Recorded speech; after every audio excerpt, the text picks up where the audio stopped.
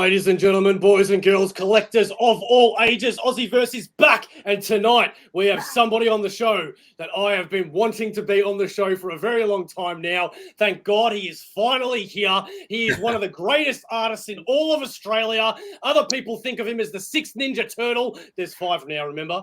I say he's a friend. You say he's an artist. Ladies and gentlemen, boys and girls, Jamie Johnson! Yay! Thank you very much, Jamie, for coming on, man. I am so freaking pumped that you are here, dude. Thank you. I'm blushing, mate. That's a nice intro I've ever had. I feel like you should be announcing for the UFC. That's where I learned it from, watching all those. Don't get him started. We'll have to take this one offline. That's cool. So, for those that do not know, because we are getting a little bit of an audience now in America and a couple of other countries. Yeah, that's right. YouTube Studio tells me where you are.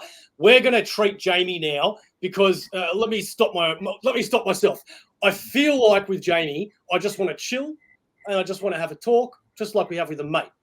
But that'd be doing Jamie a little bit of a disservice because there are people out there that don't know who he is. So we are going to chill. We are just going to have a chat as well as do a little bit of an interview. So Jamie, if you don't mind, sir, I'm going to be asking you some questions that I probably know the answer to, but I want other people to know, okay? Absolutely. Who are you, brother? What do you do? Tell the world you. All right. So basically, I am a self-taught artist, predominantly working in comics. I'm based in Sydney, Australia. Cover work I've done have been mainly The Phantom and Teenage Mutant Ninja Turtles, but I dabble in a few indie titles here and there. I've illustrated board games, coloring books, like trading cards, you name it. It's kind of just the freelance life for me. Enjoying just kind of chilling this year. Actually, to be honest with you, I've actually kind of worked my schedule in so around a more manageable one. I think I did 13 shows last year, and it was it was a bit nuts. It ended with me catching some sort of something, and I ended up having chronic fatigue for about nearly 4 months. So it took me out of the game for a little while. So I figure I'm just going to take it easy this year. It's the 40th anniversary of the Turtles. I turned 40. We're doing a few kind of passion projects that I've been wanting to do. I just haven't had the time because either commissions or, cover schedules and deadlines have not really permitted it. And can I show you one of the things I've been kind of working on, like a little? Can you show us? Please.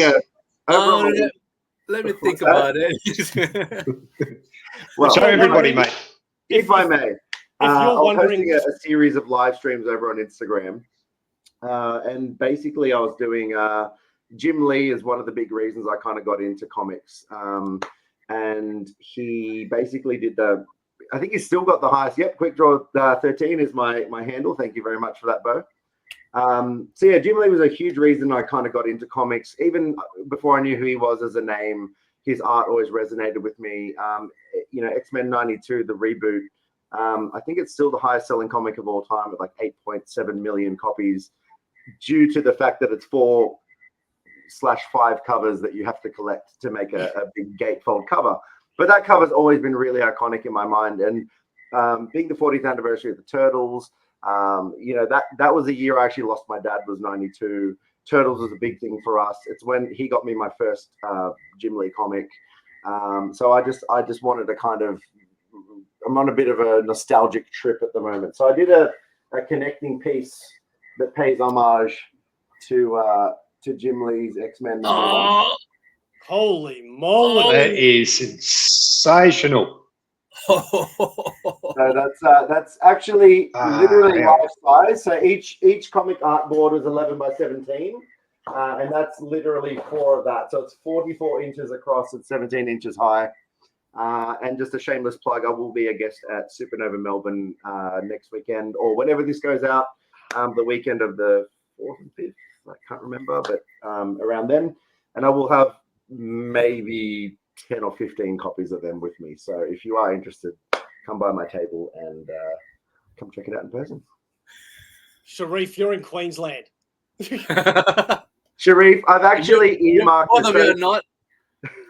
Look, look. It hasn't been confirmed, but Brisbane's usually my last show of the year, and I've left at least 10 aside for each show. So I will have some at the Brisbane show in November, hopefully. In saying that, Sharif is actually coming to Melbourne in a few weeks. I think it's when is Supernova for Melbourne? Because I've already bought my ticket, but I can't remember when it is. It's next weekend. I think it's the 4th and 5th, I think is the dates. I don't quite something like that. Yeah. So Sharif is coming about 2 weeks after that. And Sharif, if you know 2 months.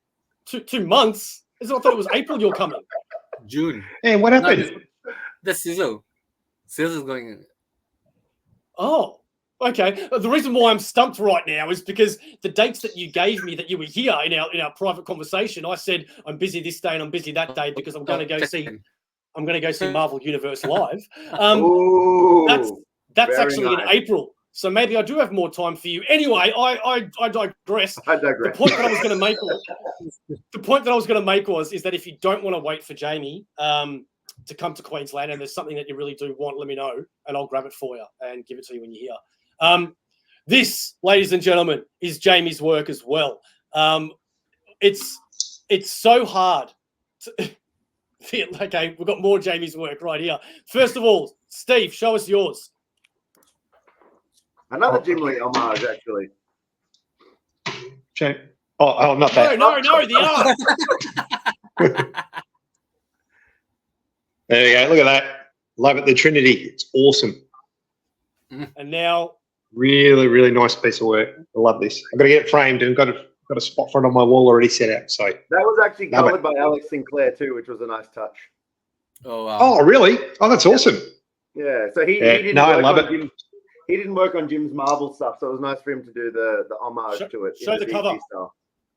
Show the cover. The one you just picked up. Yeah, so the print you've got in the background is for issue 1 of Last Ronin: The Lost Years. It was a retroactive cover. I did a bunch of covers for the first series of The Last Ronin, and then when COVID hit, they kind of closed the gate. So I had 2 retailers ready to do full sets. So I would have had a total of 12 covers. It was 5 issues, but it was going to be one per issue per store, and then it was going to be a special second release, 1 Eastman homage and 1 Laird homage. And unfortunately, didn't happen. So I was very fortunate that Rich from his name's Rich Horn. He's very knowledgeable. He owns the negatives for the first ever issue, the Mirage TMNT. So the negative plates, and so he brings them to conventions and kind of displays it as a piece of history, which is cool. So he was very kind in reaching out and teaming up with me on the first issue of Last Ronin: The Lost Years. So I was very fortunate and very grateful for that. So the international people out there, if you haven't picked up on it already, Supernova is one of the cons that we have here in Australia. I think it's probably one of the only cons in the world that doesn't end in con, in case you're wondering what Supernova is. And for those in Australia that either have or haven't gone to Supernova before and you haven't met Jamie, I've got to tell you, man, don't get me wrong, there are a lot of nice people. Most comic creators are pretty nice, right? But Jamie is always so approachable and so friendly. He's always got the time of day for you, puts down his pen, says g'day. Sometimes he doesn't because he's that flat out drawing for everybody else that's requesting stuff. But I highly recommend you go check him out. And I tell you this, man, it is so hard to be able to pick something to buy. When I got that one off you, man, I remember flipping through your art book just going, I don't know what to get, because I'm a big Turtles fan. Yeah. And obviously I chose this beauty. But dude, it is so hard. You're just freaking brilliant, man. You made me blush again, Bo. Thank you very much, mate. That's look, even like I've known you for a long time, even coming to my table and you'll usually pick something up each time. And that's always appreciated because I'm happy just to come and have a chat. I think that's what's really good, especially post-COVID when we're all locked down and all that uncertainty and that really weird kind of funk, and it was nice when things opened up again and we were able to have FaceTime and actually like, how are you? What's been happening? And just seeing, because we see a lot of each other's lives. Social media's made the world a lot smaller, and that's great in a way, but it's definitely one-dimensional. It's behind a screen. It's nice to kind of talk and shake hands and see your expressions and actually chat and feel the enthusiasm. I'll give you, as you said, mate. All this stuff online. Sorry, all this stuff online is really good, but we've all got Zoom fatigue from doing bloody meetings and stuff on time. So actually being in the same room with someone is so much better than sitting opposite someone on a screen just going, "Here we go again." Yeah, no, I agree. I think it was something that was sorely missed, and it gave me a new appreciation for it. I always appreciated it, and I'm always very grateful and feel very fortunate that they invite me back as a guest. And to be able to go to these different cities and actually interact with people. And look, sometimes we'll all go out for drinks after or whatever it is. It's super like approachable and it's a great community. I think we all have similar interests. We all kind of grew up around the same era, like the same stuff. Yeah. It's just cool to geek out about the same things, Yeah, that's right. If you want to go to Instagram, the handle will be in the description. I'll pop it up again in a minute. The reason why I'm telling you to do that is not just check Jamie's work, but do what I do and go check out his live drawings that he does because no shit, Jamie, there is only 2 people that I actually watch them draw live. Only 2. And it's my favorite artist of all time, Gabriel Dell'Otto. Oh, wow. I love watching him. Dude, I love Gab. Yeah, man. And it's you. And it's so fun to watch, man. There are other people that I try to watch, but it's just, I don't know, sometimes it can be a little boring for me because truth be known, art is not my thing in the comic world. For me, it's always the story. Yeah. So when I find an artist that I really love, that's all she wrote. That means a lot, man, because I'm definitely the opposite. I'm definitely art first, story second, but I know for 99% of everyone else, it's just because I'm an artist, that's what I look for. And it's more about, I'm a scholar of the arts. I'm self-taught. So everything I know it started out by aping stuff and then finding your own voice in between and, playing around with things like Copic markers or ink wash or things like that. And then just sort of just start throwing stuff and seeing what sticks. And it's been the fun journey. And I'm sure you've seen, look, mate, my stuff wasn't great back when we first started chatting, but hopefully you've seen the progression over the last almost 10 years, mate. It's been... I remember you showing me, you've actually posted it, I'm pretty sure, but you showed everybody a drawing that you did. Oh, God, I hope I got this right and I don't embarrass myself. A drawing that you did when you were like around 10 or something, right? One of your first drawings. It was 6 verse 36. Yeah, that's right. He's got a drawing that he did when he was 6, and then he's got the same drawing at 36. And man, that is so cool.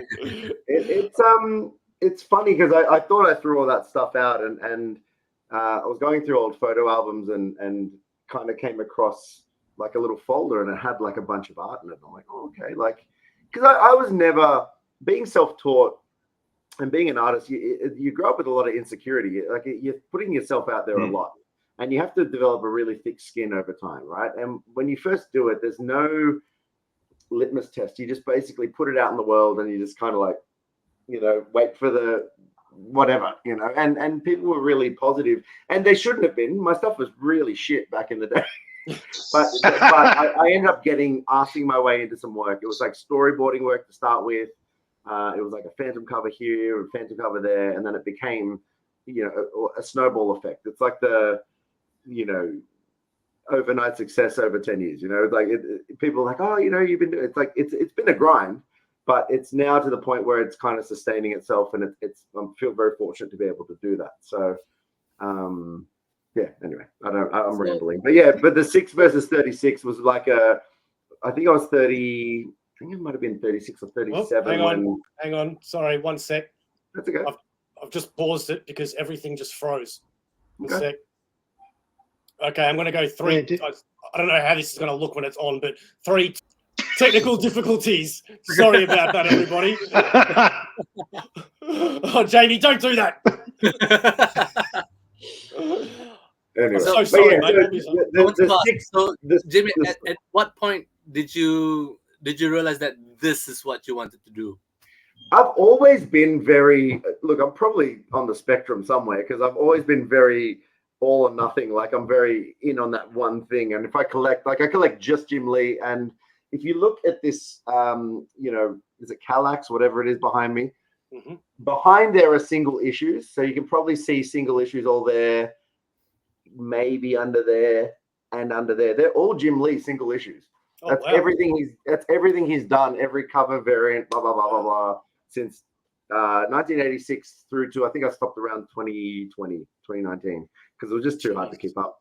But that's what I mean. Singular focus, very like, So when I'd always draw. Like it was like I was probably the worst student in the world because all my margins would be, kind of sketchy. But it was all half finished stuff. It was definitely ADHD in there too in the mix, and it was like I'd draw and then I'd kind of move on to something else and wouldn't quite finish. But you'd see all these like, little progressions. Like when I was 5, they weren't amazing, but like kids are drawing little, triangles for noses. I was drawing like nostrils and earlobes, and just little details. They weren't good, but they were details, and then I'd sort of build it from there. But when I saw Turtles, I used to watch it. I can recite the original series pretty much.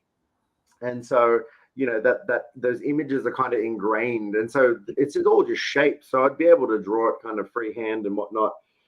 And so I think the 6 versus 36 was, I got my first cover for IDW. I think I have it here, possibly. Maybe not. Might be embarrassing myself. Let's have a look. Whether I can find it or not, probably not. Here it is. While you find it, I'll quickly. Oh, you got it? Okay. No, quickly, please. Oh, okay. Sorry, I was just going to try and fill the air while you were looking at them and say, and say, I've always envied anybody that has a passion and follows it through because I never did. And anybody that sticks to stuff, kudos to you, man. I mean, even with Sharif's custom books, man, the first couple of custom books that Sharif has done compared to what he has done now, it's just amazing. Are they your customs behind? Within the beach right now. Are they your customs behind you, Sharif? These two are. What? This one is. They're seamless. What the hell? Show him the His Turtles work's one. amazing. Yeah, the Batman Turtles. What's that one? Is that Batman Turtles? So what Sharif does, Jamie, is he's a real bloody smart ass. And you know how I don't know if you're aware. Before you show it, Sharif, I don't know if you're aware, Jamie, but they actually released an actual omnibus of Batman Ninja Turtles, right? Yeah. And for some reason, DC, the absolute morons, decided to have everything in there except for the Batman Ninja Turtles Adventures, which was based on the Batman. So what did Sharif do? Sharif went, nah, I'm not buying that. I'm going to put it all into a proper omnibus and have something better that no one else has. Sharif. Yeah, so the art as a placeholder didn't actually make it to the final print, but I used it as mine. Oh, I love that. Spines all me, and like Beau said, the original, the official one has series 1, 2, and 3, and I added the adventures to mine 4. Yeah, so show him the barcode that you do on all your customs. Oh, that's so good. So from far, that actually looks like a barcode. That's epic. So honestly, that is so cool. And so you made the dust jacket and everything? Yeah. Dust jacket. Oops, sorry. So dust jacket. I like to split the flaps to add the additional art as well. Bro, what the hell? That's so good. So Sharif, Stuff's amazing. We should probably take this offline, but because I did all that work. So basically for Ronin, it wasn't 12 covers. It was going to be, it was 10 and then two. It was 12. So basically I wanted to do alternative dust jackets and just for me, but I mean, if anyone wants them, they can order them through you. But I have all this ready art. I'll show you like some of the pieces. Hang on. We're literally just like riffing on air. Sorry, guys. So this is just some of the the art that was kind of made and then didn't quite make it to print. I love that fire one. I love that fire one. The fire one's going to be my new banner for. I'm doing my first US con this year, so I'm going to have that as my. I just banner. love the colors, man. Thanks, bro. So I did that. So it's cool. I use different colorists for a lot of it. Yeah, Hush. Batman Hush after Jim Lee. Yep. And this one's after Frank Miller. Wait, where am I going? This way. That one's like the Frank Miller Dark Knight. Yeah. And then this, actually, my shirt. This is the Peter Laird's first turtle, and I don't think I have. No, it's not in there. I had an Eastman one as well. But yeah. So I'd love to do like alternative dust jackets if that's something that you want to team up on. We'll take it offline. Yeah. And seeing how Bo just had a new tattoo done with the shirt that he's wearing. Can't get the angle right. Scarlet Spider. No, Ben Riley, yeah? Yeah, I can't get the angle right. Hang no, on. I can see it. I can see it. That's so cool, dude. Sharif, no one wants to see that. You prick. I'm so jealous of that one, man. I'm so jealous of that one. Bo, did that hurt there? Look, to be honest with you, it's been about 20 years since I've got a tat, right? And Really? if I'm being brutally honest, I've been watching this WWE segment recently, which is all of the wrestlers' tattoos, and they describe them and blah, blah, blah. And two wrestlers that I think are tough as nails have both turned around individually and said, I'm getting a bit old now, and they've really started to hurt, right? The older I get. Yeah. And I got really scared that I'm going to walk in because only two tattoos that I've already had have hurt. One of them was on the collarbone, and the other one was behind my knee. So I got really scared, right? I went and got this one 5 days ago or so. Yeah. And like, again, I'm not trying to sound like a tough guy, but I've got to be brutally honest, man. Apart from like the little bits right here, it actually didn't really hurt. I mean, to be fair, the tattooist did say I've got a really light touch, but it was really easy, and it's made me want to go get more. I used to be a key account manager for a denim label, and my bosses were from Canada. And he looked a bit like Jesse James, you know, like the car dude, whatever. Yeah. And he had like diamonds on the neck and like he had that real kind of, you know, rockabilly kind of feel to it. And he said the worst things were the soft tissue, and he said like the sternum, ribs, collarbone, like that sort. Anything over bone apparently was really true. I have zero ink on me because I'm just way too fickle. Like I'll draw something. I'll be like, this is the best thing I've ever drawn. I'm so happy with that. 6 months later, it was shit. Like I can't. Like I'm too fickle with my own art, let alone someone else's on my body. So I'll keep drawing and I'll put it out there. But I think on my body, it's going to have to be something pretty, you know, indelible. What would your reaction be if you're at a Supernova or something and somebody came up to you and showed you that they've got a tattoo of one of your art on them? They've done it before. Bullshit! They're kidding, really? Yeah, I get DM'd all the time. I don't always show them because, look, I'll be honest with you. I'd rather they ask me first because I can give them a high res of the line work, because a lot of the stuff gets really muddy. Yeah, and I'll always go like, I am very honored by it, but sometimes I'm like, you know, like I had a guy from like El Salvador, and it was clearly like in a back alley and like tap tap. You know what I mean? It wasn't clean. The lines weren't clean. It's fine. It looked good as a tattoo, but it wasn't. It didn't really represent what I kind of went for in my very crisp kind of. I'm a bit meticulous when I ink myself, and I think I need to just kind of not take that across, you know, however people interpret it from there is kind of, it's like the DC animated, right? I hated Hush because it was Hush. Hush is my thing. And I couldn't like bear that they did that. But I'm like, other people would love it because it's just an animated movie that looks cool, you know? But for me, I'm like, you know, that's sacrilege or whatever. But but I've had so Jamie, sorry. The other interesting thing, mate, just in regards to like people tattooing your work, have you actually had anyone ask for your signature, and then they can get the tattoo of your signature under your artwork? Yeah, mate, I'm not Jim Lee. I don't think my signature is going to add much to that. I think if they like the image enough, that's you know a compliment in itself. No one's asked me to sign their tits, but show him your tat, Steve. All right, hang on. I'm going to try and stand up. I feel like I'm not cool enough here. Oh my gosh! Wow. You got the oath. That's awesome. Yeah, I'm pretty happy with it. If you can't tell, It was done by an apprentice.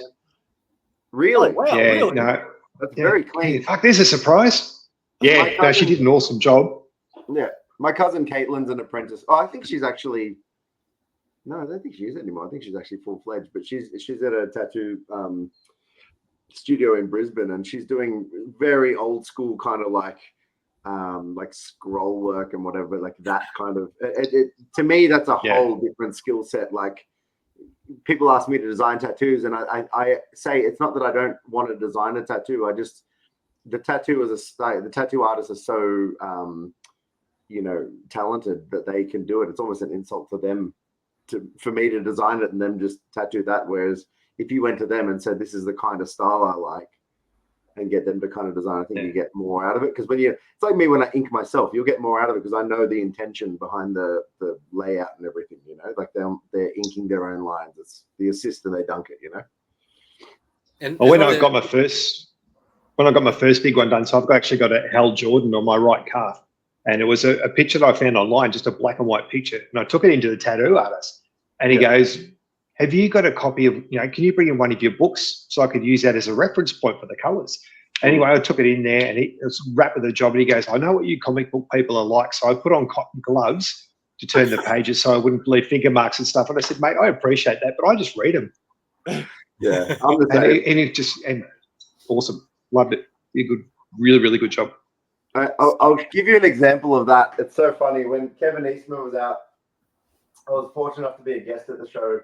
And, towards the end, like, you get to see them. We'll go out to dinner and stuff with everyone afterwards and whatever. But I'm also a nerd and I want something kind of, scribed. And so I have these old books from when I was a kid. And I actually used to have this. This was the poster that was on my wall. So my godfather owned a chain of comic stores called the Phantom Zone. He started them in the 80s. And so when my dad passed away, he's my dad's best mate. And he basically was like, once a year, he'd be like, what are you into? And I'd be like, X-Men.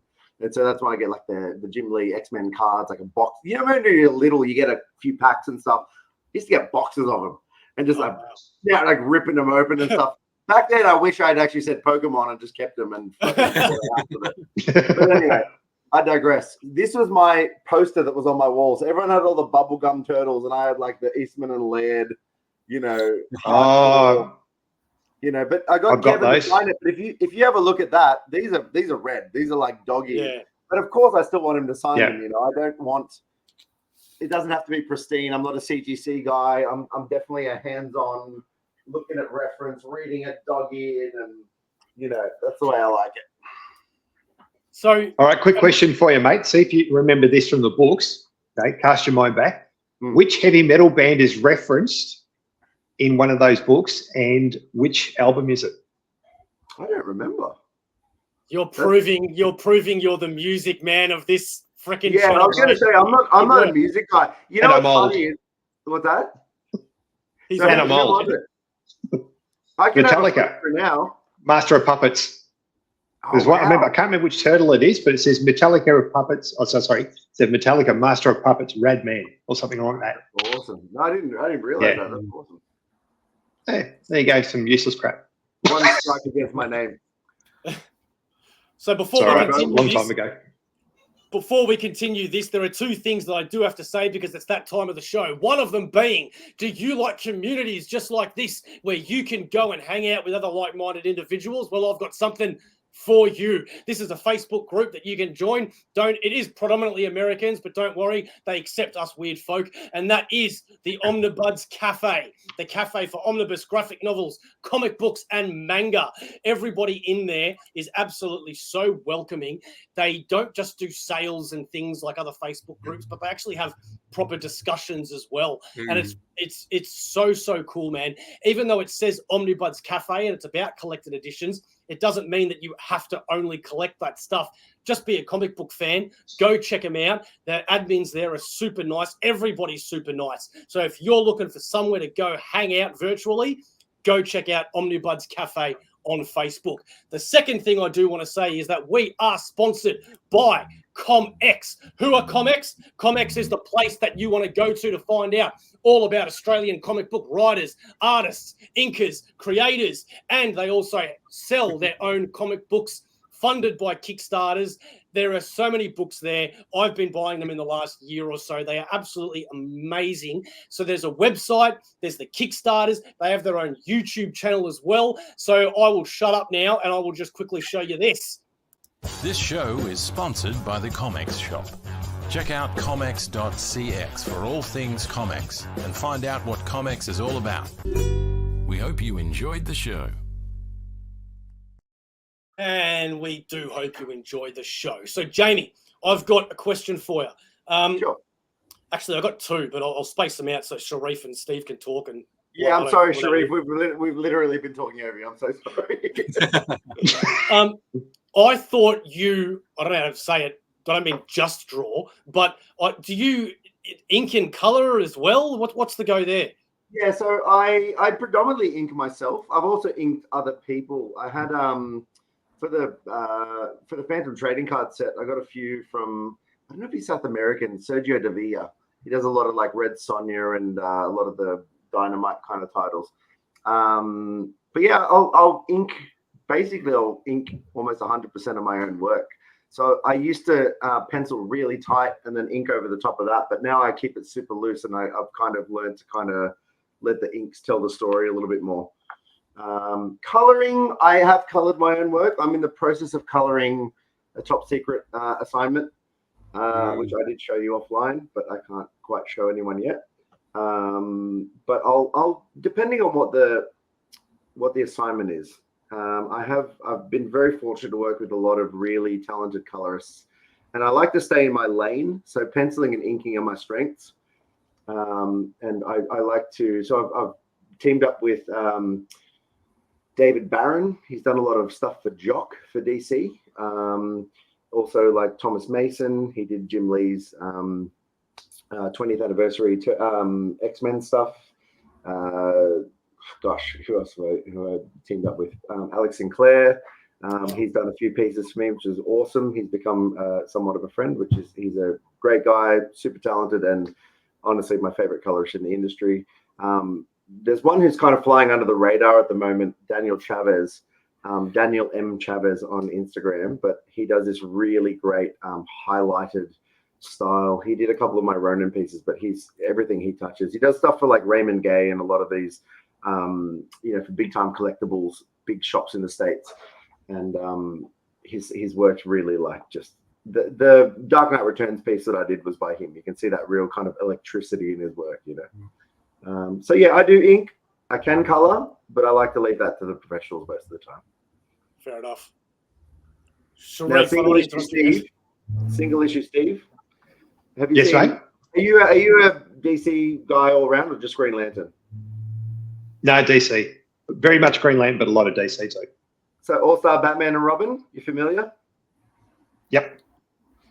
Wasn't, it's mixed reviews, but I think that throwback to the pulp, yellow Batman, throwback to the pulpy era is one of my favorite. Yeah, that's a great picture. Face off I love with that. GL.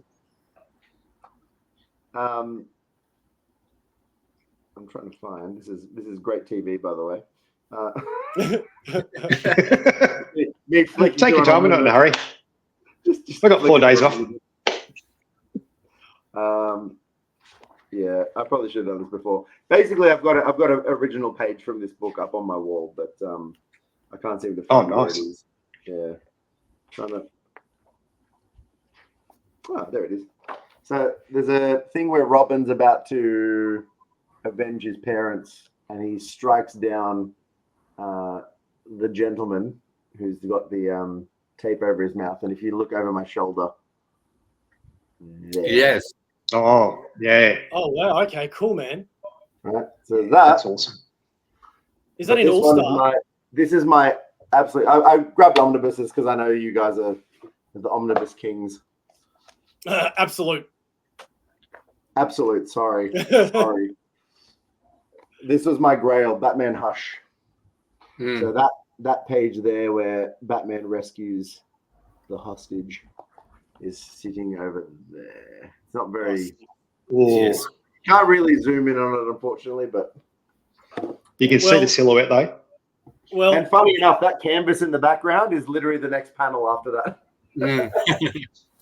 Well, it's funny you pulled out that absolute, because that led into my second question that I wanted to ask you, and that is, I forgot that you were a diehard Batman Hush fan. Jamie has, as far as I know, correct me if I'm wrong, but he has Hush in every single format, except until I remember messaging him and Batman Hush Omnibus got announced.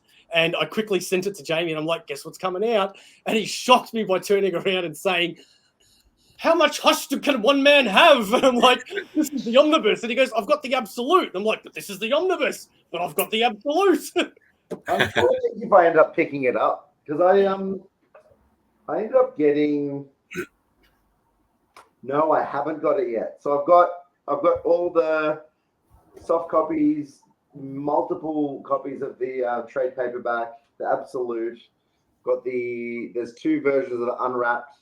There's Noir, which is just the inks, and then I've got the 15th anniversary, both of those, the 20th anniversary. Yeah, there's way too many to name, but yeah. And then if you look in the spinner rack, I've got every single issue of Hush as well by Jim, including the one that eluded me was the Burbank one. I actually ended up winning that, which was a big coup for me, because I've got the RRP, the retailer variant. That was a very lucky find, and then that one that you just couldn't buy, it was just a giveaway from Burbank, California. Well, my question is, what is it about Hush, that storyline? It kind of, so obviously Jim's style has always spoken to me. Like, I used to love, like, especially like the Omega Red stuff and just that real gritty. He and Scott Williams together, there's something about it. And the reason I was showing you the two originals up there, one's from Hush from like early 2000s and one's from All-Star Batman and Robin, which is later in the 2000s. And the first one, you can see he's used a lot of like texture, dry brush, real kind of gritty. And then in All-Star Batman and Robin, it's really clean lines, the hair, the way everything's like really meticulous, the rocks and stuff. I think being such a nerd for art, Hush just really unlocked the potential for me in that style, going like, this is how good Batman can look. And look, I'll be honest with you, until Hush, I hadn't seen anything. Like, I love Neil Adams, I love all the guys, Bray Fogel, everyone that's come before, massive respect. Well, you know, Frank Miller, everyone has added to the canon, and even Jim's taken little bits of them and kind of added it to his own style. I think until Capullo came along, I think Capullo's run almost, you know what I mean? For me, it's like neck and neck. But if you really look at Capullo's penciling on that Court of Owls run, that was the Hush of that era for me. So the early 2000s was Hush, and that kind of defined a style. And if you look at, you know, you've got, you know, Andy Kubert, you know, Tony Daniel, all these guys that are kind of clones of Jim that were really trying to get that style for Batman RIP and all those different things that kind of came after it. I think Batman just set the tone for it. And I don't know what it is. It just hit me at the right time. It got me back into it. It really made me go like, this is what I want to do. Those covers especially, like, I don't know if you can see up there, like I've got the DC Legends, like you can see all just the inked work. It's just, I'm such a nerd for that stuff. So up the very top there, actually I'm going to take this off. I'll give you a little round the ground. Hang on. So you got the well, look at that collection of Jesus. Wow. Little X-Men up there. Little Green Lantern for you up there. What else have we got? Hang on. Let me give you a little round the grounds. I did clean up a little bit, but there's probably a bit of mess elsewhere. But all right, I'm looking on my screen, making sure it's not too shaky. All right, there's all my Goosebumps. There's my little Batman Hush kind of area in there. So that's the concept sketch for Superman for Tomorrow that kind of led to the gargoyle kind of variant. On this side, I've got a little turtle there. I can't really take it too far because I'm corded, but got little lanyards from where I was, you know, been a guest at shows. Got a couple little knickknacks there. This is the original art I was telling you about. So I've got an original Hush in there. I've got a Logan and a Batman. Can't really see, but it says it's, he wrote it out for me, which is nice. Carrie Kelly Robin back there. This is all the single issues. This is really bad camera work. I'm so sorry. On this side, this is cool. On this side, we got Turtles. A couple of my Supernova posters. They're two of my published covers, so that's nice that they're on a big format. Oh, I forgot. I have that cover in my box. Why didn't I pull it out? Well, that was the 6 versus 36, right? And the funny thing, I just found these the other day. I don't know if you can see these turtles, right? You can't see them. But basically, I think I had these in my head when I was drawing them, because if you look at my turtles and that, it's got a very similar kind of a shape to it. I think subconsciously that was kind of in my head when I was drawing them. What else have we got? We've got this little corner with the NECA. This is like my workstation here. So I've got like the print I was showing you before. So I just had to put that there so it's safe. Got some whiskey because that's got Kevin Eastman corner. So he was very kind to draw me a Shredder, a Turtle, a Ronin on the back of my variant. And then he did a last Ronin for me to ink. Which I haven't done yet. That's awesome. You know what? He wouldn't accept payment for that either. So he's a very kind man. And there's a life-size Batfleck there. Oh, jeez. And just some extra, My buddy Simon from Mutant Funk Creations made me these little magnets. That's little 6-year-old me. Check it out.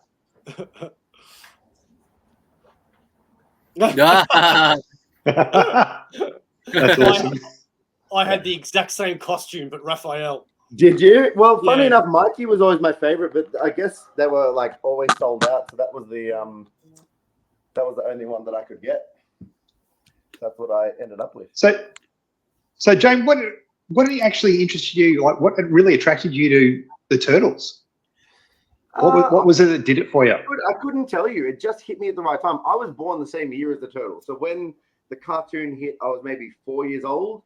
And if you look at the animation of that cartoon and just everything that hit the pizza aspect of it, we used to go to the all-you-can-eat Pizza Hut and do all that, all that jazz. You used to get the toys and the things that you could, whatever. The Playmates toys hit me at the right thing. I've got literally the sewer playset sitting. This is my original one from my childhood, sitting in the Oh wow, that's cool. That is awesome. It just hit me at the right age. And funny enough, rather than grow out of it, I kind of got my little brother into it, and then it just kind of fed off from there. And I don't know, it never really went away. There was a stage where I was just all in on DC and Batman and Jim Lee and blah blah blah. But it's funny because I started drawing some turtle stuff, like the '90s movie. I did a recreation of the. I think I showed it to you. I did it in Copic marker. Yeah. And I kind of was I really I missed it. Started watching the movie, and then in lockdown, I started going pretty heavy on it. Obviously, my cover came out with Fats Comics in Brisbane, and then I did a signing at the store. We did a couple of conventions. Kevin Eastman came out in March, so we did the Melbourne show, which I think I saw you at, possibly Beau. Yep. And maybe Steve. I can't remember. Were you at that one? Yeah. Yeah, I think so. I think we both went together. Anyway, and then we did the Gold Coast show, and that's when they announced it as a pandemic. So literally my last night of freedom was out at dinner with Kevin Eastman and his wife and a bunch of other John Somariva and a bunch of other artists, that we were it was just a very fun night. And then we locked down for the unforeseeable future. It was a really weird way to kick it off. And so on the back of doing the Turtle 100 cover, because it was a milestone issue, it had a blank cover on the back. So I had a list of commissions to get through. And so I started doing these regular drink and draw, live streams, and just kind of same time every day, just inviting people in, having a whiskey, and just kind of drawing. And then, are you guys familiar with the 90s movie, the old school? Oh yeah. Okay, so you know, at the end of it, like when I was 5, I could rap that TURTL. Yeah. Right? For the half shell, they're the heroes for, etc., etc. Right? So that's my partners in crime. So I later learned it was a guy named Richard. And I only know this because he hit me up on Instagram and he's like, hey, dude, I really love your turtle stuff. I'd love to get a commission from you with me and the turtles and first responders in New York. So I did this A2 piece. He jumped on Skype. I interviewed him. We played the movie. We did like a watch along. He didn't sing. I really wish he had done it. That would have been awesome. But he was actually talking about the whole behind the scenes. I asked him why he said Raphael is the leader of the group or whatever, but he said that was kind of a creative choice and they were kind of going with the rhyme scheme and he didn't have any say in it. And just quickly, mate, if I can interrupt. Yeah. Oh, mate. But check it out. We're talking VHS here. I love it. Honestly, mate, I've still got it. You know, is that your original copy?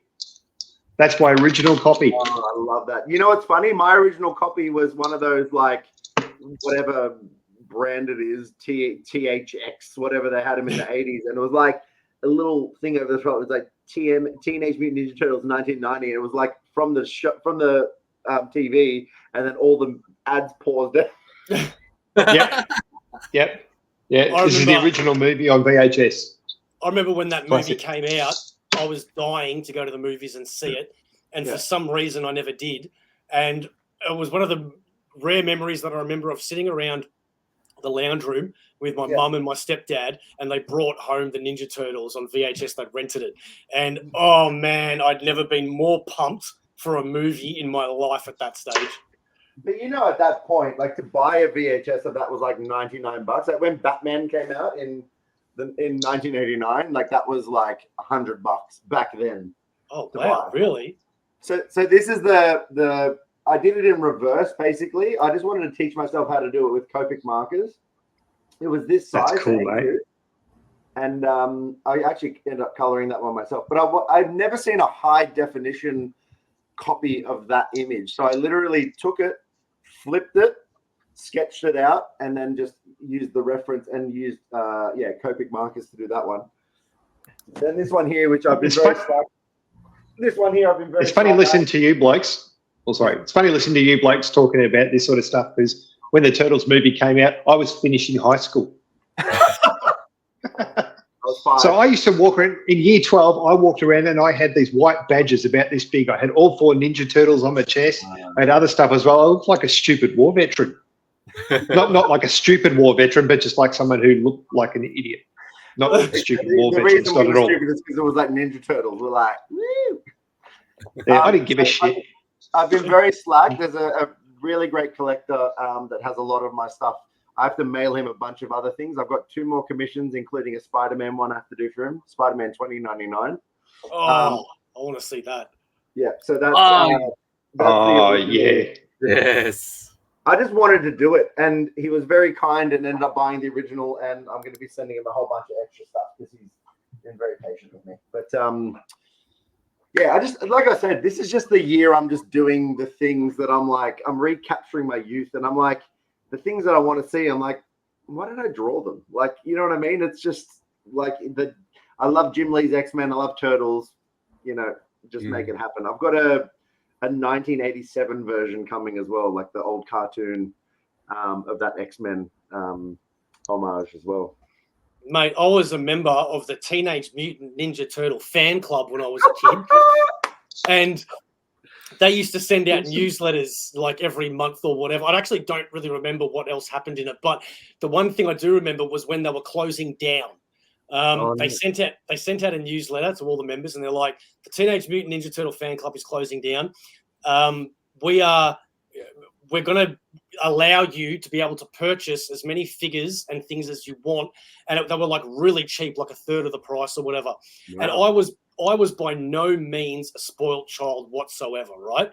But credit to my mum, I remember going up to her and showing her that newsletter and saying, "Mum, they're closing, and I can buy all these toys."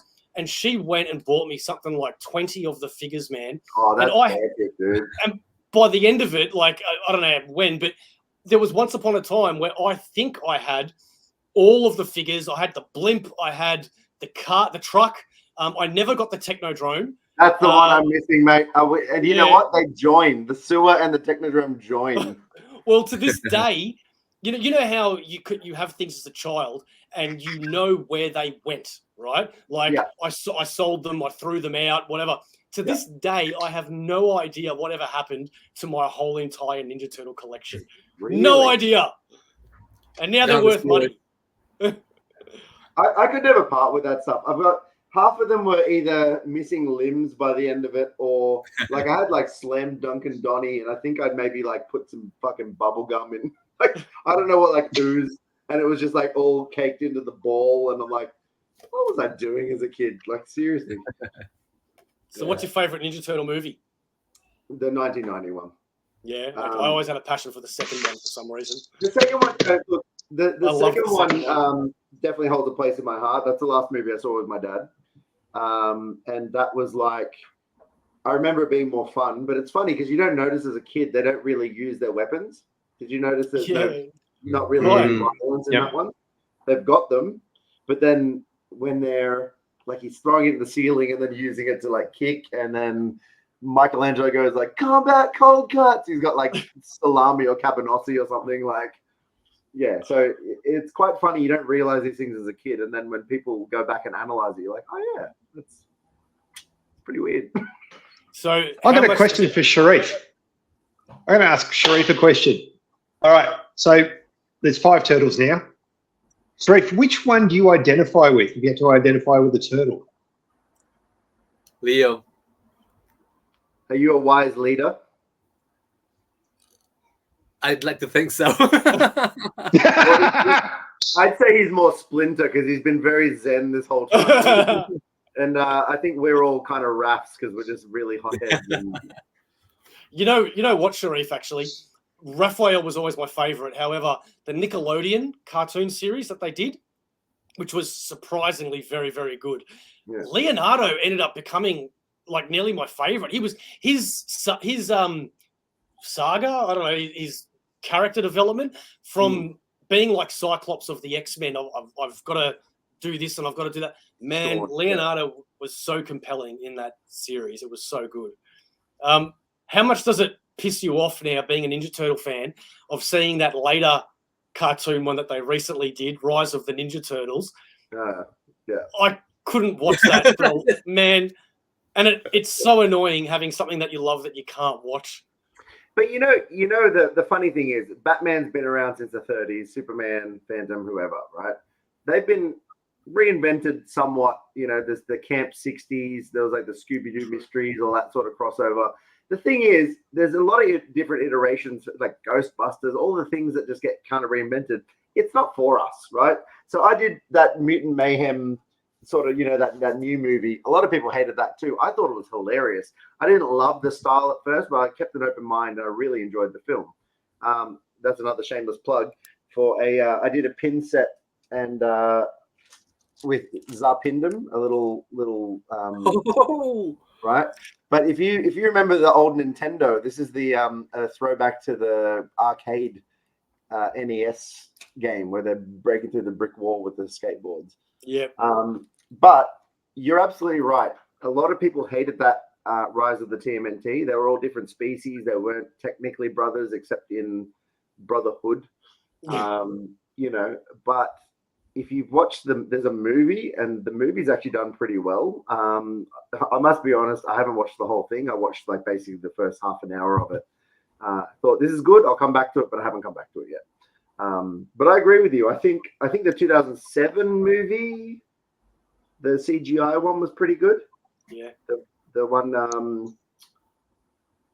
it was like that was just called TNT. Yeah. Yeah, I can't remember who the voice actors were in that. The funny thing is with the Nickelodeon one, the actor who played Raph in the original, in the what's it called? Not Dick Wolf. Who was the? I think it was Dick Wolf. Whoever did Dick Wolf. Yeah. Yeah. So the 87 cartoon, Raphael, is Rob Paulson. He's one of the most prolific voice actors of any generation, really. He was Yakko the Animaniacs. He's been in everything, right? So he was actually, I think, Donatello in that iteration in the Nickelodeon one, but he was also the voice director. So he actually has embodied Turtles since the 80s, and he took on the role of kind of overseeing the voice acting for that. So a lot of the emoting, a lot of the, like you said, the character arcs and stuff, it's really cool to see that Rob Paulson had a hand in kind of crafting that. I think that's a really nice full circle moment in that. Nice. Yeah, that is interesting. I think the best thing on TV or movies or whatever that the Turtles have ever done or been created was that Teenage Mutant Ninja Turtles Forever, I think it was called. Oh, Teenage Mutant Forever, where they had all the different crossovers, Mirage. Yeah. Oh my gosh, dude. I can't find it anywhere. You gotta be a Jack Sparrow about it, if you know what I mean. Oh, I've got it on DVD. Yeah, Sharif, have you seen that? Yeah.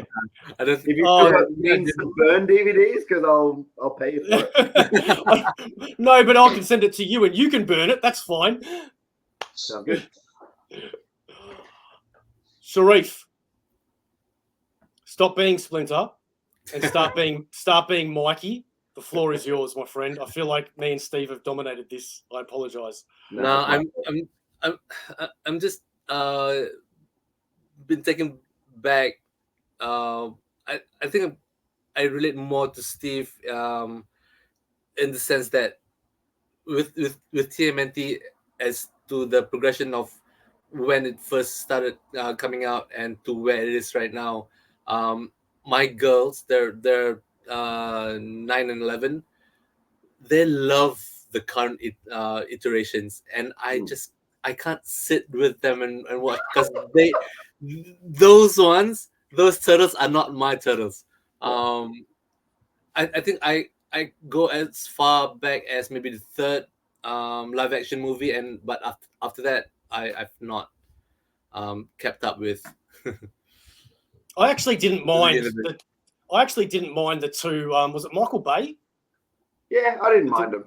I didn't mind them either. Like, I can see a lot of reason why people don't like them, and I didn't like them when they came out. But I watched them last year, and I'm like, you know what? These are kind of fun. That's the one thing about lockdown. I think I'd watched every movie that had ever been in production ever. I'd had it in the background while I was drawing and live streaming or whatever. And I'm like, I haven't actually sat down and watched the Michael Bay movies, and they actually weren't that bad.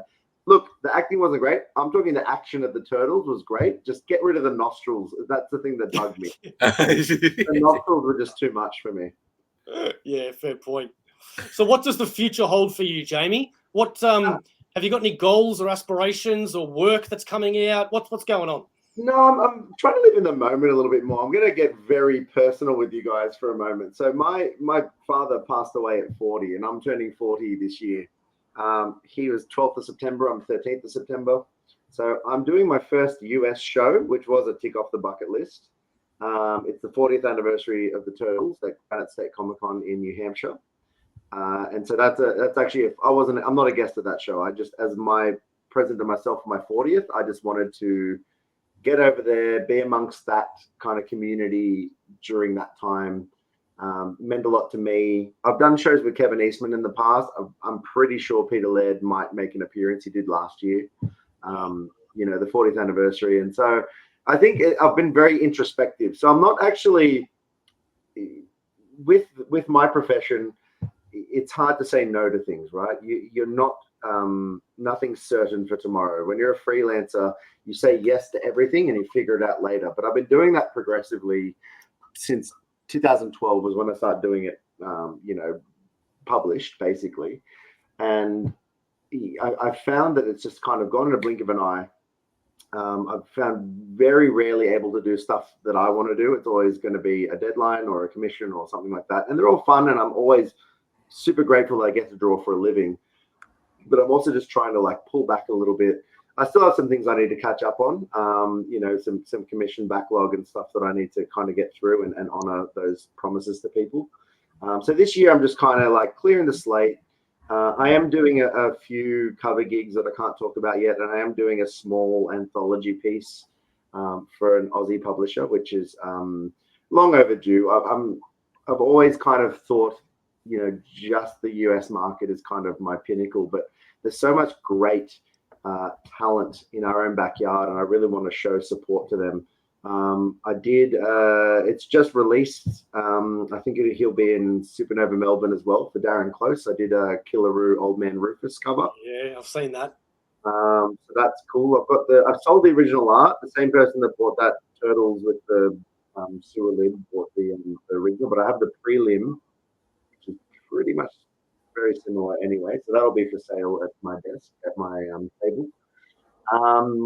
I've done some work, some cover work for a few long-standing Aussie artists that have been around since before I was even thought about doing art, and I thought it'd be a nice time to just kind of pay respects to them, because they kind of paved the way for where we are now. And I mean, look, you look at Comex, right? That's all Aussie creators, and that's what they're diehard about that. And that wouldn't be a thing if these guys hadn't kind of blazed that trail. And look, I'm sure all the image boom and Frank Miller and all those guys in the 80s and 90s, kind of inspired them to kind of do it. And so it's nice to sort of pay homage to where we came from before we kind of move forward. So I think this year is going to be just keeping it on cruise control for a little while, doing a few shows. I'm only doing about 5 or 6 shows this year, which is less than half that I did last year and the year before. So that'll be nice to not just be absolutely wrecked by the end of the year. I did my first European show last year. I was a guest at Dublin Comiccon in Ireland, which was really nice. Oh, cool. Yeah, that was cool. But yeah, so done one in Europe, doing one in the States this year, doing a few supernovas, and then just you'll see covers kind of drip feed throughout the year. And yeah, that's pretty much going to be me. I'm living pretty simple. I'm doing more live streams and stuff. I want to build the community a little bit more.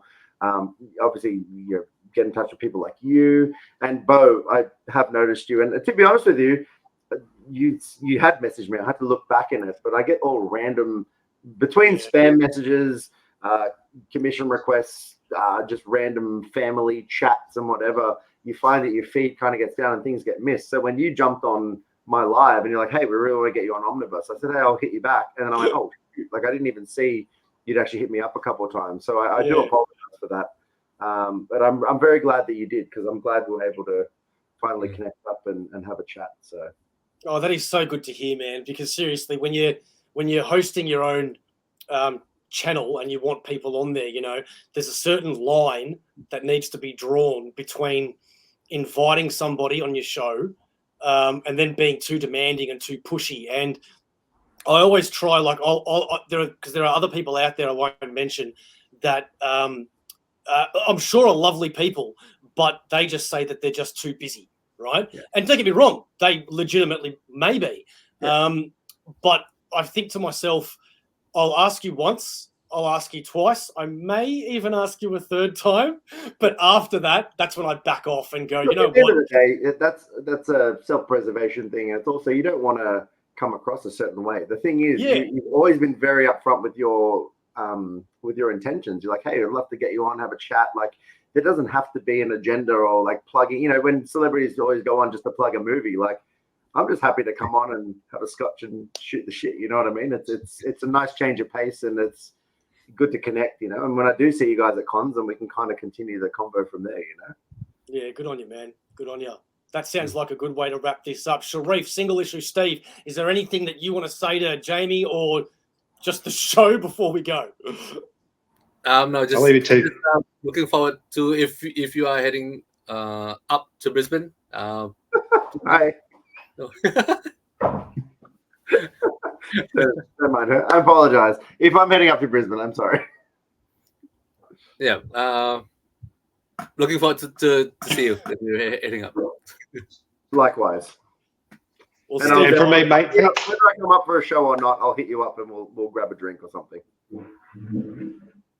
Sorry, Steve. No, you're all right, mate. Hey, for me, just a big thanks for giving up your time tonight, mate, and having a chat with us. And I look forward to shaking your hand and meeting you in person next weekend at Supernova. Absolutely, mate. And Beau, as always, mate. So we go back a long way, and I'm glad that we were able to keep the fire burning, so to speak, man. I need to see more pics of these this Omnibus collection, man. It's just Yeah, that's insane. I'm planning on doing a room tour actually, because I did one when we first started, and the collection is very, very different now. So yeah, I'm definitely going to be doing that. But I can send you some stuff in the meantime. Before we do that, though, I do want to say to you, this is what I ask every guest before we go. So I'm going to put you on the spot, Jamie. Nobody has ever gotten this answer right. So don't be wrong. So don't be weirded out or embarrassed if you get it wrong, because even when people get it wrong, they still give a good answer. But is today going to be the day where we get the right answer? Let's see, ladies and gentlemen, drum roll, please. Jamie.